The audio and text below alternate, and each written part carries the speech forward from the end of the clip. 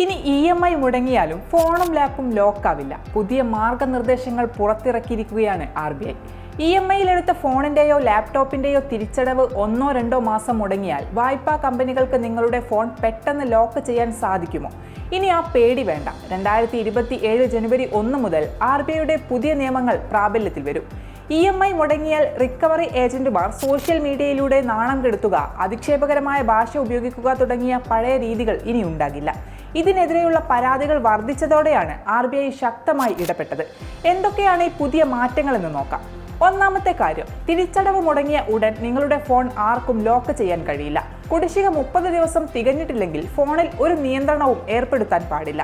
വായ്പാദാതാവ് നിങ്ങൾക്ക് ഔദ്യോഗികമായി നോട്ടീസ് അയക്കുക മാത്രമാണ് ചെയ്യേണ്ടത്. അതേസമയം 30 മുതൽ 60 ദിവസം വരെ കുടിശ്ശിക തുടർന്നു പോയാൽ ചില നിയന്ത്രണങ്ങൾ ഘട്ടം ഘട്ടമായി കൊണ്ടുവരാം. കുടിശ്ശിക 60 ദിവസം കഴിഞ്ഞാൽ മാത്രം ഫോൺ പൂർണ്ണമായി ലോക്ക് ചെയ്യാൻ അനുവാദമുള്ളൂ. പ്രധാനപ്പെട്ട മറ്റൊരു കാര്യം എന്തെന്നാൽ, ഫോൺ ഭാഗികമായോ പൂർണ്ണമായോ ലോക്ക് ചെയ്താൽ പോലും നിങ്ങളുടെ ചില അടിസ്ഥാന അവകാശങ്ങൾ തടയാൻ കമ്പനികൾക്ക് അവകാശമില്ല. ഇൻകമിംഗ് ഔട്ട്ഗോയിങ് കോളുകൾ തടയാൻ പാടില്ല. SMS സേവനങ്ങൾ നിർത്താൻ പാടില്ല. എമർജൻസി SOS പോലുള്ള അടിയന്തര സേവനങ്ങൾ ലഭ്യമായിരിക്കണം. നിങ്ങളുടെ ജോലിയെയോ ഉപജീവനത്തെയോ ബാധിക്കുന്ന തരത്തിലുള്ള നിയന്ത്രണങ്ങൾ പാടില്ല. ഏറ്റവും പ്രധാനം, നിങ്ങളുടെ കോൺടാക്റ്റുകൾ, ഫോട്ടോകൾ, സന്ദേശങ്ങൾ, ലൊക്കേഷൻ എന്നിവ ചോർത്താനോ പരിശോധിക്കാനോ വായ്പ നൽകിയവർക്ക് അവകാശമില്ല. ഇനി നിങ്ങൾ കുടിശ്ശിക അടച്ചാലോ അടവ് പൂർത്തിയാക്കി 1 മണിക്കൂറിനുള്ളിൽ കമ്പനി നിങ്ങളുടെ ഫോൺ അൺലോക്ക് ചെയ്തിരിക്കണം.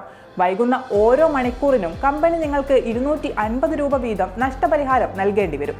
ഇനി നിങ്ങൾ എടുത്തത് കാർ ലോണോ പേഴ്സണൽ ലോണോ ക്രെഡിറ്റ് കാർഡ് കുടിശ്ശികയോ ആണെങ്കിൽ അതിൻ്റെ പേരിൽ നിങ്ങളുടെ മൊബൈൽ ഫോൺ ലോക്ക് ചെയ്യാൻ ആർക്കും കഴിയില്ല. ഫോൺ വാങ്ങാനെടുത്ത ലോൺ മുടങ്ങിയാൽ മാത്രം, അത് കരാറിൽ വ്യക്തമായി എഴുതിയിട്ടുണ്ടെങ്കിൽ മാത്രമേ ഫോണിൽ നിയന്ത്രണം വരികയുള്ളൂ. വായ്പകൾ കൃത്യമായി തിരിച്ചടയ്ക്കുക എന്നത് നമ്മുടെ ഉത്തരവാദിത്തമാണ്. എങ്കിലും ഉപഭോക്താക്കളുടെ സ്വകാര്യതയും മാന്യതയും സംരക്ഷിക്കാൻ RBI എടുത്ത ഈ പുതിയ തീരുമാനം ഏറെ ആശ്വാസകരമാണ്.